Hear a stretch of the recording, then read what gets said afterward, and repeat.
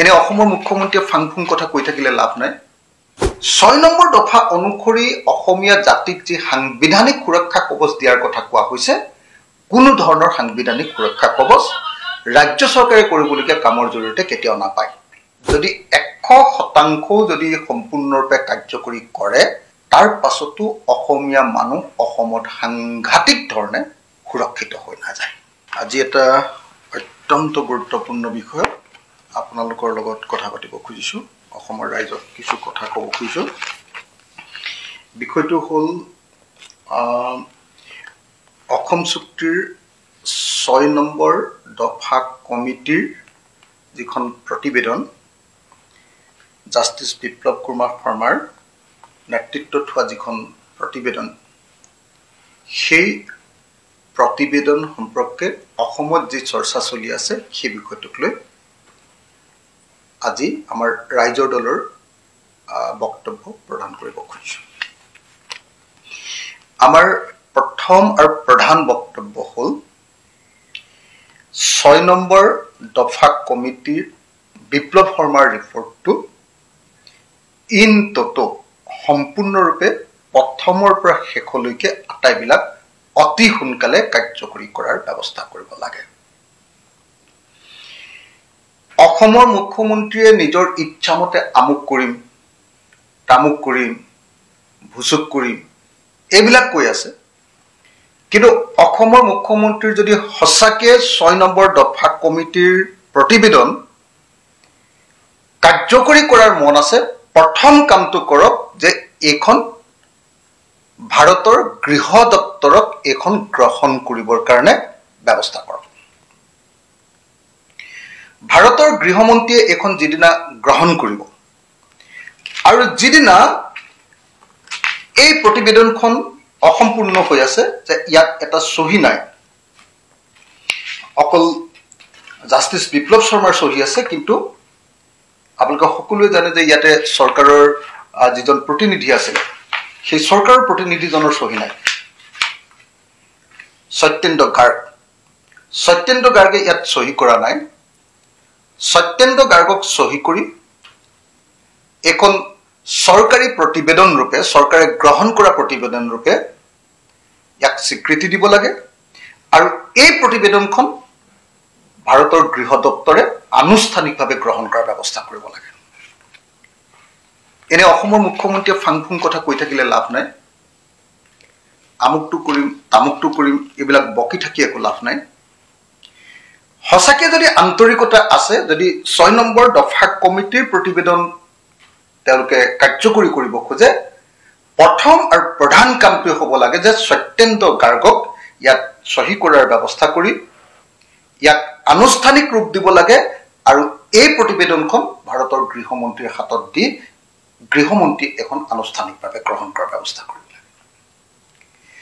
এটো নকৰালৈকে বাকি কোনো প্ৰতিবেদনখন কাৰ্যকৰীকৰণ কৰিম এই কথাবিলাকৰ কোনো অৰ্থ নাই এতিয়া আমি দেখিছো যে 6 নম্বৰ দফা কমিটিৰ যিখন প্ৰতিবেদন সেই 6 নম্বৰ দফা কমিটিৰ প্ৰতিবেদনখনৰ কামবিলাকক অসমৰ মুখ্যমন্ত্ৰীয়ে তিনিটা ভাগত ভাগ কৰিছে হেদিনা সদৌ অসম ছাত্ৰ সন্থাৰ লগত যিখন আলোচনা হৈছিল সেই আলোচনাত অসমৰ মুখ্যমন্ত্ৰীয়ে এখন পেপাৰ দিছিল এখন পেপাৰ ইয়াত ৰাজ্য চৰকাৰে কৰিবলগীয়া 40টা কামৰ তালিকাবিলাক এখিনি 40টা কামৰ তালিকা এখন বনাই দিছে এটো হল 40টা ৰাজ্য চৰকাৰে কৰিবলগীয়া কাম তাৰ পাছত কেন্দ্ৰ আৰু ৰাজ্য দুইখনে কৰিবলগীয়া কাম দিছে recommendations related to both central and state government domain দ্বিতীয় তালিকা আৰু তৃতীয় তালিকাখন আছিল যে recommendations related to central government domain কেন্দ্ৰীয় চৰকাৰে কি কাম কৰিব লাগে তাৰ মুখ্যমন্ত্ৰীয়ে যে এখন পেপাৰ আছিল সেই পেপাৰখন মই আপোনালোকৰ সন্মুখত দেখুৱাই আছো এই তিনিখন পেপাৰ মই অসমীয়াত অনুবাদ কৰি সমুকে দেই মানুহে বুজিব পৰাকে দীঘলীয়াকে কৰা নাই কাৰণ নহলে ইমান ডাঙৰ হৈ যাব মই সমুকে ৰাজ্য চৰকাৰে কৰিবলগীয়া যিখিনি কামৰ তালিকা দিছে ইয়াক 40টা এটা লাইনত লিখি উলিয়াইছো অনুবাদ কৰি কেন্দ্ৰ ৰাজ্যই কৰিবলগীয়া যি 12টা কাম সেই 12টা কাম ইয়াত লিখি উলিয়াইছো অসমীয়াত আৰু কেন্দ্ৰীয় চৰকাৰে কৰিবলগীয়া 15টা কাম সেই 15টা কামো ইয়াতে লিখি উলিয়াইছো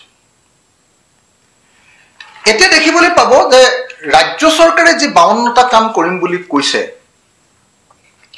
এই 52টা কাম তেনি সাধাৰণ কাম এই কামবিলাক কৰিলে 6 নম্বৰ দফা অনুসৰি অসমীয়া জাতিক যে সাংবিধানিক সুৰক্ষা কবচ দিয়াৰ কথা কোৱা হৈছে কোনো ধৰণৰ সাংবিধানিক সুৰক্ষা কবচ ৰাজ্য চৰকাৰে কৰিবলগীয়া কামৰ জৰিয়তে কেতিয়াও নাপায় মই আপোনালোকক ৰাজ্য চৰকাৰে কৰিবলগীয়া কামৰ 40টা কামৰ তালিকাখন তাৎক্ষণিকভাৱে খুব খৰতকীয়াকৈ আপোনালোকক গাই দিছো 52টা ৰাজ্য চৰকাৰৰ কৰ্তৃত্বৰ ভিতৰত পৰা অনুমোদন হ'ব উচ্চ পৰ্যায়ৰ ন্যায়াধীশ বিপ্লৱ শৰ্মা সমিতিৰ 52টা অনুমোদনৰ ৰাজ্য চৰকাৰে কৰ্তৃত্বৰ ভিতৰত পৰা অনুমোদন হ'ব 1 শংকৰদেৱ কলাক্ষেত্ৰৰ বাবে ধন প্ৰদান ডক্টৰ ভূপেন হাজৰিকা ফিল্ম ইনষ্টিটিউটক আপগ্ৰেড কৰা 3 আনন্দৰাম ইনষ্টিটিউটক আপগ্ৰেডেশ্যনৰ বাবে পুঁজি প্ৰদান কৰা 4 সত্ৰবোৰৰ সামগ্ৰিক পৰিচালনাৰ বাবে এটা স্বায়ত্তশাসিত কৰ্তৃপক্ষ স্থাপন কৰা 5 দা আসাম অফিচিয়েল লেংগুৱেজ এক্ট অনুসৰি অসমীয়া ৰাজ্য ভাষা কৰি ৰখা 6 দা আসাম অফিচিয়েল লেংগুৱেজ এক্ট 1960 কঠোৰভাৱে প্ৰয়োগ কৰি পেনেল প্ৰভিজনৰ ব্যৱস্থা কৰা 7 এটা স্বায়ত্তশাসিত ভাষা সাহিত্য একাডেমি কাউন্সিল প্ৰতিষ্ঠা কৰা সকলো থলুৱা ভাষাৰ সুৰক্ষাৰ বাবে 8 ডাইৰেক্টৰেট অফ অফিচিয়েল লেংগুৱেজ ইমপ্লিমেন্টেশ্যন পুনৰ গঠন কৰা সক্ৰিয় কৰা 9 অসমত সাহিত্য একাডেমিৰ এটা অধ্যায় বা শাখা স্থাপন কৰা 10 দা ফ'ৰ লেংগুৱেজ প্ৰিন্সিপলছ অসমত আইনৰ সুৰক্ষা আৰম্ভ কৰা 11 কলেজত খিলঞ্জীয়া ভাষা শিক্ষাৰ বাবে শিক্ষক নিযুক্তি দিয়া 12 এটা বহুভাষিক কেন্দ্ৰীয় লাইব্ৰেৰী স্থাপন কৰা 13 বেজবৰুৱাৰ নামত সকলো জিলা সদৰত বহু মাল্টিপাৰপাস কালচাৰেল কমপ্লেক্স স্থাপন কৰা 14 নিৰ্দিষ্ট ৰাজচক্ৰ চিনাক্ত কৰি কেৱল অসমীয়া মানুহে মাটিৰ মালিকী স্বত্ব কিনা বেচা কৰিব পৰাৰ অধিকাৰ পোৱাৰ ব্যৱস্থা কৰা 15 ভাৰতৰ কৃষি ভূমি অনাকৃষি ক্ষেত্ৰলৈ হস্তান্তৰ সম্পূৰ্ণ বন্ধ কৰা প্ৰধান কৃষি ভূমি অনাকৃষি ক্ষেত্ৰলৈ হস্তান্তৰ বন্ধ কৰা 16 2015 চনৰ আসাম এগ্ৰিকালচাৰ লেণ্ড এক্টখনত 8 নং দফা বাতিল কৰি পেনেল প্ৰভিজন দিব লাগে 17 কৃষি অনুপযুক্ত মাটি ঔদ্যোগিক অঞ্চল ৰূপে ঘোষণা কৰিব লাগে 18 ৰাজ্য চৰকাৰে ক্ষুদ্ৰ চাহ বাগিচাৰ দৰে কৃষি উদ্যান শস্য মাছ পশুপালন আদিৰ আঁচনি ল'ব লাগে লেণ্ড ৰেকৰ্ড আপগ্ৰেড কৰিব লাগে 19 টো 40টা তেনেকুৱা আছে 20 অসমীয়া মানুহক 3 বছৰৰ ভিতৰত দশক ধৰি দখল কৰা মাটিৰ পট্টা দিব লাগে 21 লেণ্ড এডমিনিষ্ট্ৰেশ্যন শক্তিশালী কৰিব লাগে 22 বিশেষ কাৰ্যসূচী লৈ চৰৰ মাটি সাৰ্ভে কৰিব লাগে 23 আসল গ্ৰান্তিৰ পৰা চাহ খেতিৰ মাটি হস্তান্তৰৰ বিৰুদ্ধে আইন আনিব লাগে 24 ৰাজ্য চৰকাৰ অনুমতি অবিহনে চাহ খেতি অন্য মাটিলৈ হস্তান্তৰ বন্ধ কৰিব লাগে 25 জিলা ভিত্তিক লেণ্ড ট্ৰিবিউনেল বহুৱাব লাগে বহুৱাই ট্ৰাইবেল বেল ব্লকৰ মাটি অবৈধ লোকক উচ্ছেদ কৰিব লাগে 26 ৰাজধানী সম্প্ৰসাৰণৰ পৰা ট্ৰাইবেল বেল ব্লকক ৰেহাই দিব লাগে ঐতিহাসিক স্থানসমূহ সংৰক্ষণৰ বাবে আইন সংশোধন কৰাৰ ব্যৱস্থা ল'ব লাগে 28 ক্লাছ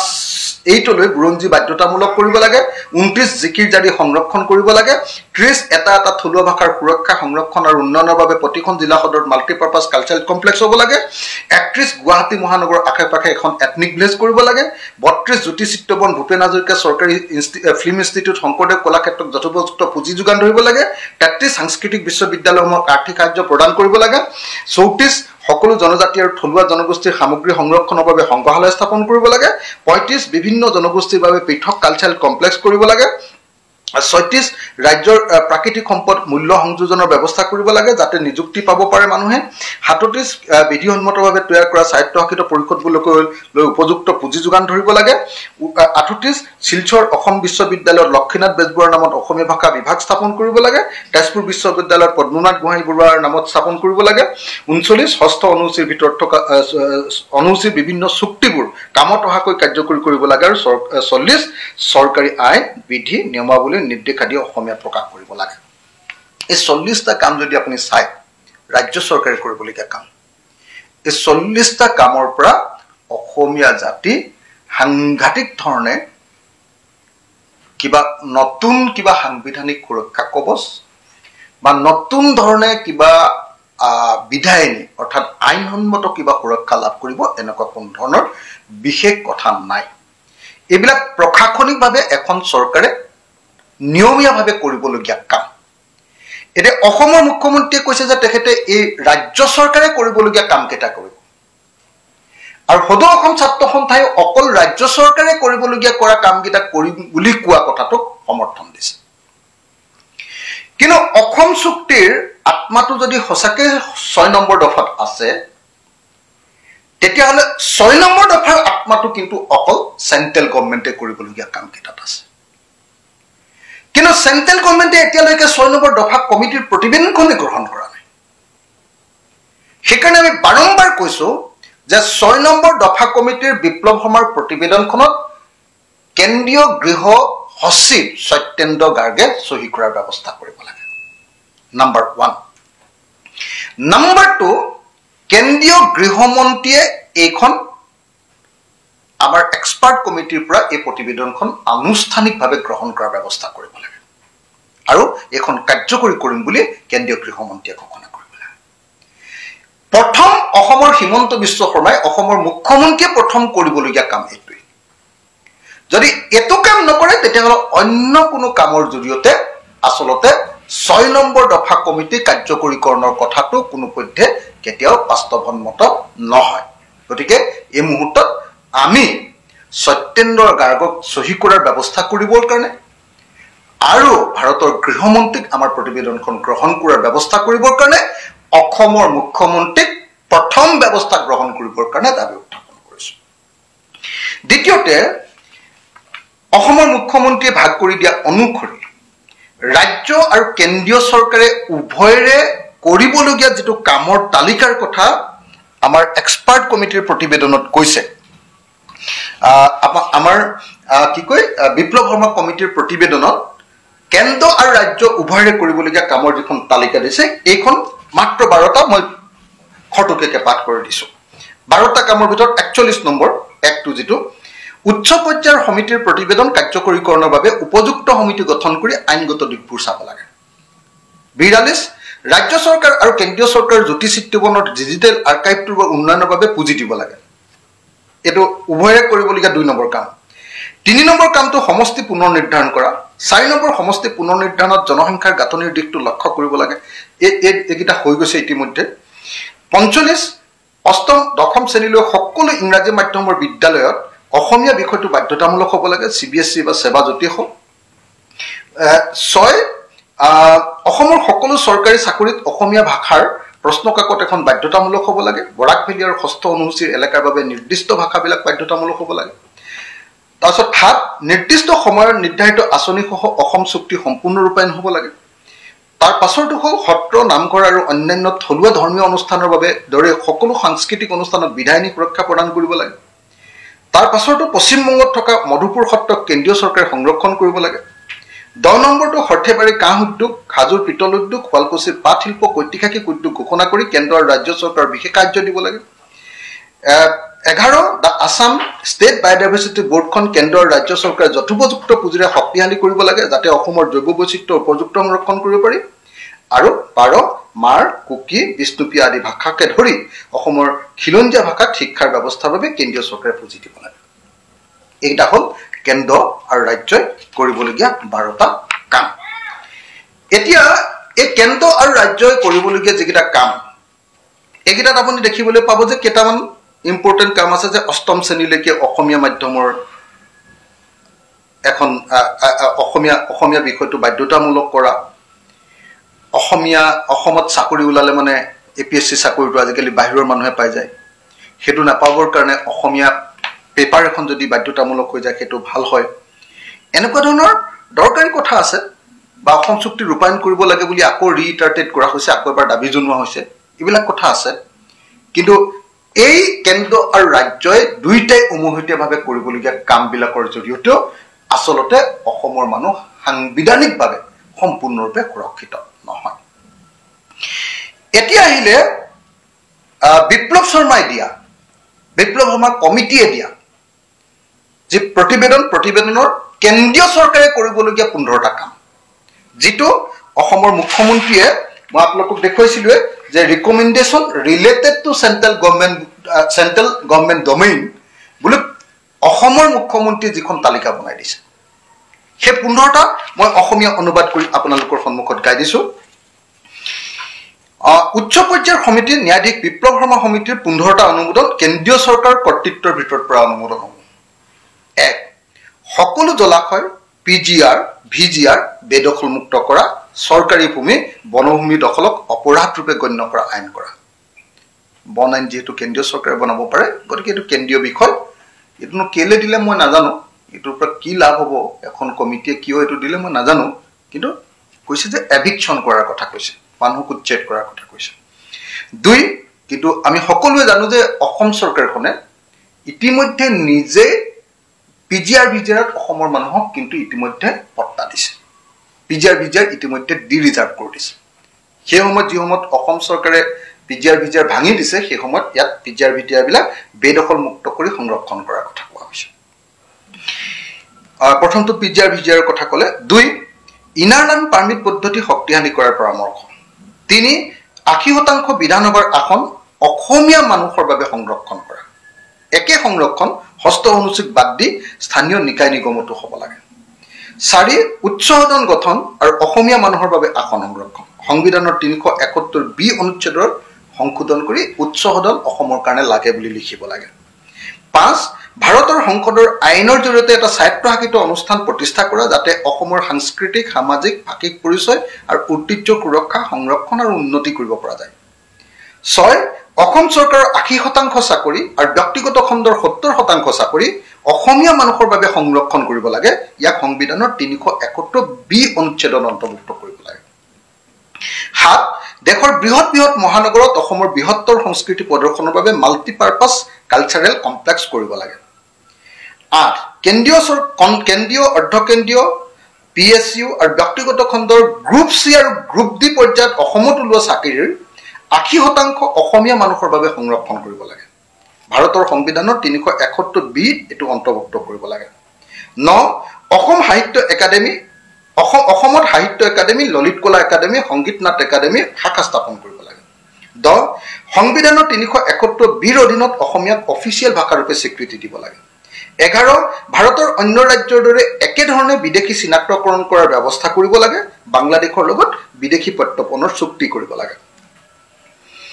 বিদেশী বহিষ্কাৰ নকৰা পৰ্যন্ত 1971 চনৰ পাছৰ বিদেশীক ভাৰতৰ অন্য ৰাজ্যত সংস্থাপিত কৰিব লাগে। 12. ভাৰত পাকিস্তানৰ সীমা চিল কৰাৰ দৰে ভাৰত বাংলাদেশৰ সীমাও ফেন্সিং দিয়াৰ ব্যৱস্থা কৰিব লাগে। 13. এইবোৰ অনুমোদন সঠিক ৰূপায়ণৰ বাবে সঠিক সাংবিধানিক আৰু বিধায়নী ব্যৱস্থা কৰিব লাগে। 14. নিৰ্দিষ্ট সময়সীমাৰ ভিতৰত 2 বছৰতকৈ আগতে সমিতিৰ অনুমোদনসমূহ কাৰ্যকৰী কৰিব। এই গোটেই কামখিনি 2 বছৰৰ ভিতৰত 19 চনত দিছিলে, 21 চনৰ ভিতৰত কৰিবলৈ দিছিলে। আৰু 15. সংসদৰ 80% আসন অসমীয়াৰ বাবে সংৰক্ষণ কৰা, উপযুক্ত সাংবিধানিক ব্যৱস্থা গ্ৰহণ কৰা, কেৱল অসমীয়াৰ বাবে ৰাজনৈতিক সুৰক্ষা কৱচ প্ৰদান কৰা। আপোনালোকে দেখিলে যে ইয়াত বেচিকেলি কি ক'লে, ইয়াত ক'লে যে বিধানসভাৰ আসন, গাঁও পঞ্চায়তৰ আসন আৰু মিউনিচিপালিটিৰ আসন আৰু সংসদৰ আসন, এই আসনসমূহ 80% আসন অসমীয়া মানুহৰ বাবে সংৰক্ষণ কৰিব লাগে। আৰু অসমীয়া মানুহ মানে কৈছে যে 1951 চনৰ পৰা বসবাস কৰা মানুহবিলাকক কাৰণে সংৰক্ষণ কৰিব লাগে। কথা এইটোৱে। এওঁলোকৰ আটাইতকৈ ডাঙৰ দাবীটো হ'ল যে অসমীয়া মানুহৰ বাবে বিধানসভা, সংসদ, পঞ্চায়ত আৰু মিউনিচিপালিটিৰ আসনবিলাক 80% সংৰক্ষণ কৰিব লাগে। 1 নম্বৰ। 2 নম্বৰ কথাটো কৈছে যে উচ্চ সদন মানে আপোনালোকে নিশ্চয় গম পাইছে, মানে যেনেকৈ আমাৰ বিধানসভা আছে, বিধান পৰিষদ এখন গঠন কৰিব লাগে। বিহাৰত আছে, ক'ৰবাত আছে এনেকৈ। আৰু সেই উচ্চ সদনৰ কাৰণে আসন সংৰক্ষণ কৰিব লাগে। আৰু এই দুইটাকে মই অলপ আগতে যিটো ক'লো আসন সংৰক্ষণৰ কথাটো, এই দুইটাকে মানে 371Bৰ অন্তৰ্ভুক্ত কৰাৰ কথা কৈছে। তাৰ পাছত অসমত ওলোৱা যিটো চাকৰি, চৰকাৰী চাকৰি, অসম চৰকাৰৰ চৰকাৰী চাকৰি 80% সংৰক্ষণ, আৰু ব্যক্তিগত খণ্ডত ওলোৱা চাকৰি 70% সংৰক্ষণ কৰিব লাগে। আৰু সংৰক্ষণৰ কথাটো 371Bত অন্তৰ্ভুক্ত কৰিব লাগে বুলি কৈছে। আৰু লগতে কেন্দ্ৰীয় চৰকাৰৰ ওলোৱা চাকৰি, যিটো অসমত ওলোৱা চাকৰি 3rd গ্ৰেড আৰু 4th গ্ৰেডৰ চাকৰি, এইখিনিৰ 80% অসমৰ মানুহৰ কাৰণে সংৰক্ষণ কৰাৰ ব্যৱস্থা কৰিব লাগে লাষ্ট আৰু এটা ইম্পৰ্টেণ্ট বস্তু কৈছে কি সংবিধানৰ 371 বিৰ ভিতৰত অসমীয়া ভাষাটো মানে অন্তৰ্ভুক্ত কৰি যদি কেতিয়াবা অসমীয়া ভাষা কথা কোৱা মানুহৰ সংখ্যা কমো হয় তথাপি চিৰকালৰ কাৰণে অসমত অসমীয়া অফিচিয়েল ল্যাঙ্গুৱেজ কৰি ৰখাৰ ব্যৱস্থা কৰিব লাগে এইকেইটাই হ'ল মূল পৰামৰ্শ এতিয়া মই আপোনালোকক এটা কথা ক'ব খোজো যে বিপ্লৱ শৰ্মা কমিটিৰ যিখিনি পৰামৰ্শ এই কমিটিৰ পৰামৰ্শখিনি যদি 100% যদি সম্পূৰ্ণৰূপে কাৰ্যকৰী কৰে তাৰ পাছতো অসমীয়া মানুহ অসমত সাংঘাতিক ধৰণে সুৰক্ষিত হৈ নাযায় অসমীয়া মানুহৰ সাংঘাতিক ধৰণৰ উন্নয়ন হৈ যাব এনেকুৱা নহয় বিপ্লৱ শৰ্মা কমিটিৰ আটাইতকৈ ডাঙৰ দুৰ্বলতাটো হ'ল যে বিপ্লৱ শৰ্মা কমিটিৰ প্ৰতিবেদনে অসমৰ মাটি অসমৰ সম্পদ আৰু অসমৰ যিটো মানে আমাৰ ট্ৰেডিশনাল সিস্টেম এই সিস্টেমটো সুৰক্ষিত কৰাৰ কাৰণে কোনো পৰামৰ্শ প্ৰদান নকৰিলে আমি সকলোৱে জনা দৰকাৰ যে সাংবিধানিক সুৰক্ষা মানে হ'ল সংবিধানত থকা অনুচ্ছেদৰ ভিতৰত অসমখনক পেলাই দিয়া হুমুৱাই দিয়া ৰাজ্য এখনৰ কাৰণে আটাইতকৈ ডাঙৰ সাংবিধানিক সুৰক্ষাটো আছিল ভাৰতৰ সংবিধানৰ 370 অনুচ্ছেদ হেতু জম্মু কাশ্মীৰৰ কাৰণে আছিল হেতু ইতিমধ্যে বিজেপি চৰকাৰ নাইকিয়াই কৰি দিলে দ্বিতীয় যেটো আছে হেতু হ'ল এখন ৰাজ্যই পাব পৰা আটাইতকৈ বেছি ডাঙৰ স্বীকৃতি আটাইতকৈ বেছি ক্ষমতা পাব পৰা আটাইতকৈ বেছি অধিকাৰ পাব পৰা দ্বিতীয় অনুচ্ছেদটোৰ নাম হ'ল 371A 371 ক অনুচ্ছেদ এখন হ'ল ভাৰতৰ সংবিধান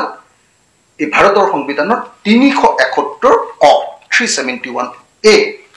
special provisions with respect to the state state of Nagaland নাগালেণ্ডৰ কাৰণে কি দিছে 371 অনুচ্ছেদৰ অধীনত মাটিৰ অধিকাৰ প্ৰদান কৰিছে মাটিৰ অধিকাৰ আপুনি অসমৰ মানুহ যেতিয়াই গলেও নাগালেণ্ডত গৈ এক টুকুৰাও মাটি কিনিব নোৱাৰে কাৰণ 371 এৰ অধীনত নাগালেণ্ডত কেৱল নাগালেণ্ডৰ মানুহেহে মাটি কিনা বেচা কৰাৰ ব্যৱস্থা ৰখা হৈছে এটো হল কেন্দ্ৰীয় চৰকাৰৰ পৰা ৰাজ্য এখনে কাঢ়ি আনিব পৰা আটাইতকৈ ডাঙৰ বস্তু এটা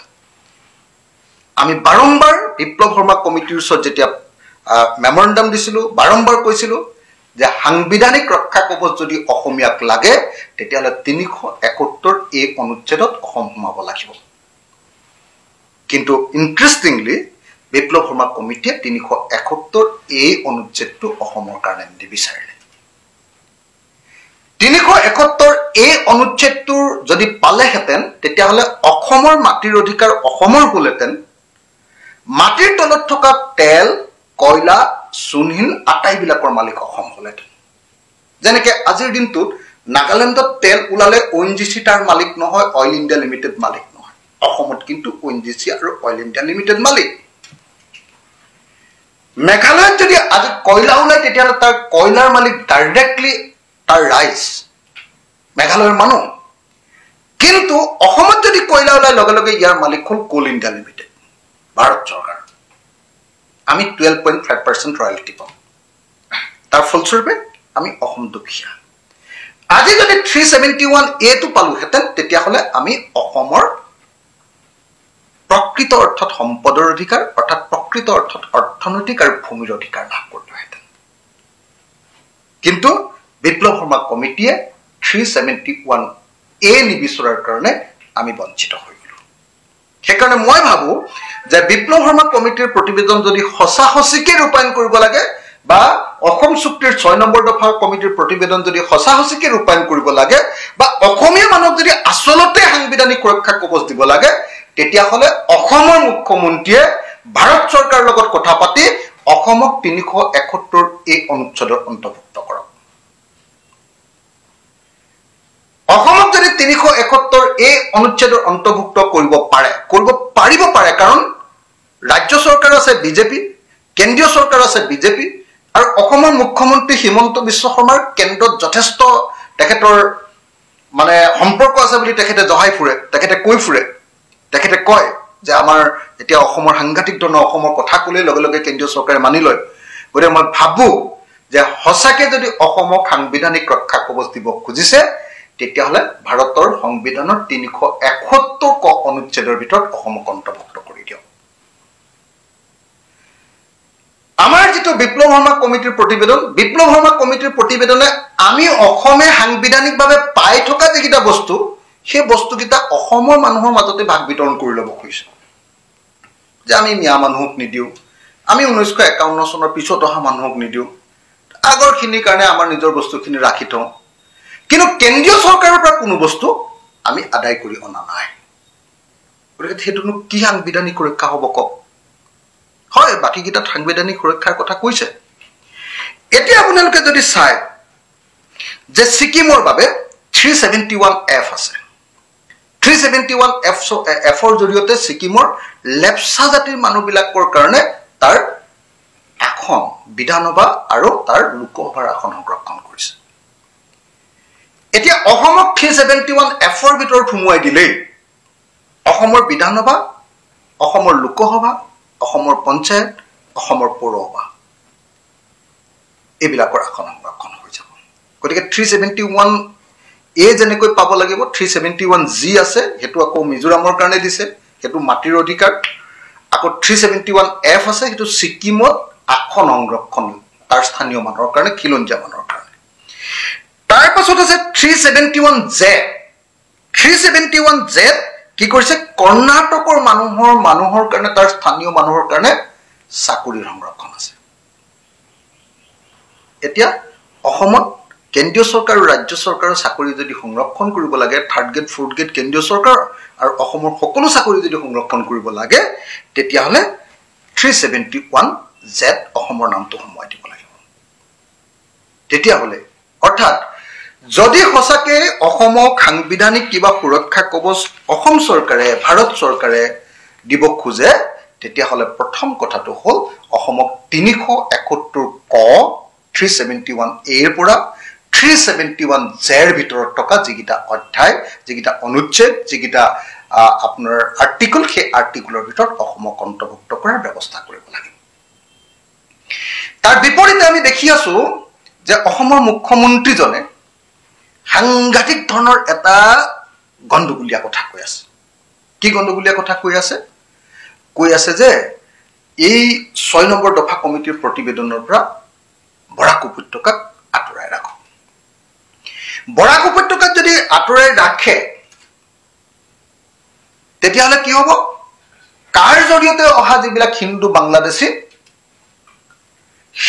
বাংলাদেশী মানুহবিলাকো এই সাংবিধানিক সুৰক্ষা কবচৰ অন্তৰ্ভুক্ত হ'ব কাৰ জৰিয়তে অহা মানুহবিলাক সাংবিধানিক সুৰক্ষা কবচ যদি অসমত দিয়ে তেতিয়াহলে ডেফিনেটলি বৰাক উপত্যকাটো সাংবিধানিক সুৰক্ষা কবচ থাকিব আৰু সাংবিধানিক সুৰক্ষা কবচৰ কাৰণে যদি বৰাক উপত্যকাত কোনো ধৰণৰ ডেট নাথাকে তেতিয়াহলে হিন্দু বাংলাদেশী মানুহবিলাককো তাতে দিব পৰা যাব হিন্দী ভাষী মানুহবিলাককো দিব পৰা যাব আপোনালোকে নিশ্চয় জানে হিলাদিত্য দেৱেও পাব বা আপোনাৰ কি কয় অশোক সিংঘালেও পাব তেতিয়াহলে সাংবিধানিক সুৰক্ষা তো গতিকে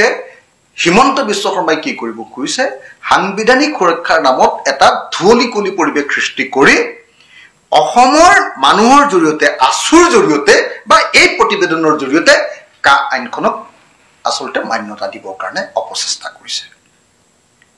সেইকাৰণে এই মুহূৰ্তত আমি আজি এটাকে ৰাজ্য চৰকাৰে কৰিবলগীয়া 40টা কামৰ তালিকা দাখিল কৰিলো আৰু ৰাজ্য চৰকাৰে কৰিবলগীয়া 40টা কাম মূলতঃ আপোনালোকে নিজে দেখিলে কৰবাত হল স্থাপন কৰা কৰবাত জ্যোতিষিত্ৰবনৰ কাৰণে পইচা দিয়া কৰবাত শংকৰদেৱ কলাক্ষেত্ৰৰ কাৰণে পইচা দিয়া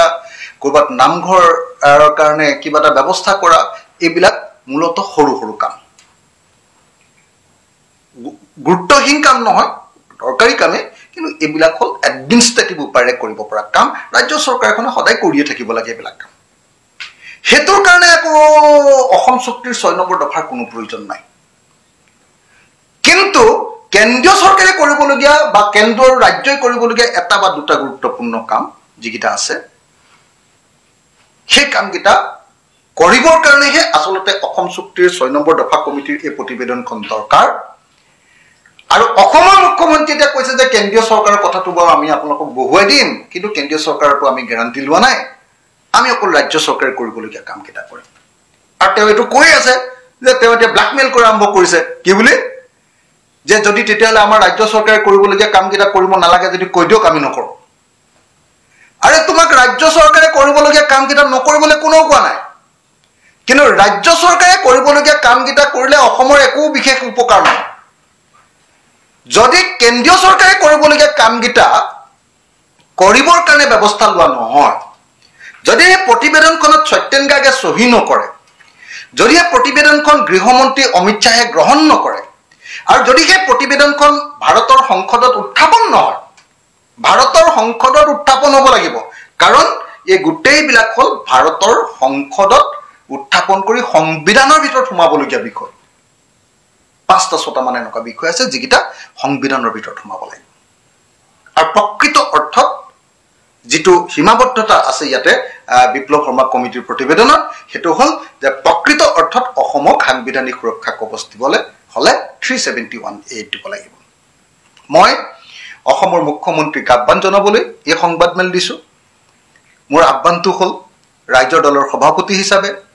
এজন তেখেতৰ সতীৰ্থ বিধায়ক হিচাপে অসমৰ মুখ্যমন্ত্ৰী হিমন্ত বিশ্ব শৰ্মাৰ প্ৰতি আহ্বান যে আপোনাৰ লগত যেহেতু সদায় আপুনি কৈ থাকে যে কেন্দ্ৰীয় চৰকাৰ খুব ভাল সম্পৰ্ক আৰু আপুনি কৈ থাকে যে এটুৱে হ'ল অসম আৰু কেন্দ্ৰীয় চৰকাৰৰ আটাইতকৈ ইতিহাসৰ আটাইতকৈ ভাল সম্পৰ্কৰ সোণালী যুগ গতিকে যদি সম্ভৱ হয় যদি আপোনাৰ সামৰ্থ্য আছে তেতিয়াহ'লে অসমক ভাৰতৰ সংবিধানৰ 371 ক 371A আৰ্টিকল বা 371 ক অনুচ্ছেদৰ অন্তৰ্ভুক্ত কৰক যদি 371 ক অনুচ্ছেদক অন্তৰ্ভুক্ত কৰিব পাৰে তেতিয়াহ'লে আপোনাৰ ক্ৰেডিট আছে আপুনি কৃতজ্ঞতা পাবৰ যোগ্য আৰু নহলে বাকি যিবিলাক কথা ফাংফুং কথা কৈ আছে সেই ফাংফুং কথাবিলাকৰ জৰিয়তে আপুনি অকল 26ৰ নিৰ্বাচনী দেওনা পাবৰ কাৰণেহে যে আগবাঢ়ি গৈছে সেইটো আমি বুজি পাম সদৌ ছাত্ৰ সন্থাৰ প্ৰতি আমাৰ আহ্বান যে আপোনালোকে যেনেকৈ 2019ৰ ইলেকশ্যনটোত আপোনালোকে যেনেকৈ এই 6 নম্বৰ দফা কমিটিৰ প্ৰতিবেদনৰ নামত ইলেকশ্যনৰ আগত আপোনালোকে বিজেপি দলৰ লগত বহুত মিটিং মাতাং কৰি অসমৰ মানুহৰ খুব চলি থকাৰ সময়টো আপোনালোকে বিজেপিৰ লগত বিজেপি চৰকাৰখনৰ লগত মানে আলোচনা বিলোচনা কৰি থাকিলে এটা 2026 চনৰ নিৰ্বাচনত বিজেপি বিপদত পৰাৰ পৰা উদ্ধাৰ কৰিবৰ কাৰণে আপোনালোকে কিন্তু এতিয়া বিজেপিৰ লগত আলোচনা কৰি থাকিলে নহয় সদৌ ছাত্ৰ সন্থাৰ প্ৰতি আহ্বান যদি সঁচাকৈ আপোনালোকে 6 নম্বৰ দফা কমিটিৰ প্ৰতিবেদন ৰূপায়ণ পোৱাটো বিচাৰিছে তেতিয়াহ'লে আপোনালোকে অসম চৰকাৰক দাবী কৰক যে সত্যেন্দ্ৰ গাৰ্গে এই প্ৰতিবেদনখনত সহি কৰিব লাগে কেন্দ্ৰীয় গৃহমন্ত্ৰী গৃহ সচিবে আপোনালোকে দাবী কৰক যে কেন্দ্ৰীয় গৃহমন্ত্ৰীয়ে এই প্ৰতিবেদন গ্ৰহণ কৰিব লাগে আৰু ভাৰতৰ সংসদত লোকসভা আৰু ৰাজ্যসভাত এই প্ৰতিবেদনখন দাখিল কৰাৰ ব্যৱস্থা কৰিব লাগে লে কৰিব লাগে যদি ভাৰতৰ সংসদৰ ভিতৰত এই প্ৰতিবেদনখন দাখিল কৰে তেতিয়াহে তাৰ সাংবিধানিক আৰু আইনগত দিশবিলাক সংসদত উত্থাপন হলে সেই সমাধান হোৱাটো সম্ভৱ তাৰ বিপৰীতে অসমৰ মুখ্যমন্ত্ৰী ৰাজ্য চৰকাৰে কৰিব পৰা কামবিলাক কৰি দিম আপোনালোকক ৰাজ্য চৰকাৰে কৰিবলগীয়া কামবিলাক যদি কৰিব নালাগে কংগ্ৰেছে কৈ দিয়ক বিৰোধী পক্ষক কৈ দিয়ক এই ধৰণৰ যেটো ব্ল্যাকমেইলৰ ৰাজনীতি কৰিছে এই ৰাজনীতিৰ পৰা অসমৰ একো পাবলগীয়া নাই 26ৰ নিৰ্বাচনত অসমীয়া মানুহৰ যেটো খং এতিয়া বিজেপিৰ প্ৰতি আহিছে অসমৰ মানুহে মোটামুটি ধৰণে সিদ্ধান্ত লৈছে যে 26ত আমি বিজেপিক পৰাভূত কৰিব লাগিব গাঁৱে গাঁৱে প্ৰত্যেকজন অসমীয়া মানুহে এতিয়া স্মাৰ্ট মিটাৰ বিৰুদ্ধে আন্দোলন কৰিছে প্ৰত্যেকজন অসমীয়া মানুহৰ খং মূল্যবৃদ্ধিৰ কাৰণে বিজেপিক একদম বিজেপিৰ প্ৰতি মানুহ অসন্তুষ্ট সেই অসন্তুষ্টিক আপুনি মলম দিবৰ কাৰণে যদি 6 নম্বৰ দফা কমিটিৰ প্ৰতিবেদনখন ব্যৱহাৰ কৰিব খুজিছে আৰু সদৌ অসম ছাত্ৰ সন্থাকো আকৌ এবাৰ ৰাজনৈতিকভাৱে ব্যৱহাৰ কৰিব খুজিছে, এইটো বেলেগ কথা। কিন্তু আশা কৰিম যে সদৌ অসম ছাত্ৰ সন্থাই এইবাৰ যোৱাবাৰ 2019 লোকসভা নিৰ্বাচনত যেনেকৈ ব্যৱহাৰ কৰিলে তেওঁলোকক, এইবাৰ যাতে হিমন্ত বিশ্ব শৰ্মাই আকৌ ব্যৱহাৰ নকৰে। শৰ্মাক সহায় কৰিবৰ কাৰণে ভট্টাচাৰ্য যেন আগবাঢ়ি নাযায়, শৰ্মা ভট্টাচাৰ্যই মিলি যেন এইবাৰ 26ত বিজেপিক উদ্ধাৰ কৰিবলৈ আগবাঢ়ি নাযায়। শৰ্মা ভট্টাচাৰ্যই মিলি যদি বিজেপিক উদ্ধাৰ কৰিবৰ কাৰণে আগবাঢ়ি যায়, তেতিয়াহ'লে এইটো অত্যন্ত দুৰ্ভাগ্যজনক ঘটনা হ'ব। সেইকাৰণে এই মুহূৰ্তত আমি আকৌ এবাৰ কৈছো যে বিপ্লৱ শৰ্মা কমিটিৰ প্ৰতিবেদন সম্পূৰ্ণৰূপে ৰাজ্য চৰকাৰে কৰিবলগীয়া, কেন্দ্ৰ আৰু ৰাজ্যই কৰিবলগীয়া আৰু কেন্দ্ৰীয় চৰকাৰে কৰিবলগীয়া এই তিনিওটা কাম, আটাইকেইটা কাম একেলগে কৰাৰ ব্যৱস্থা গ্ৰহণ কৰিব লাগে।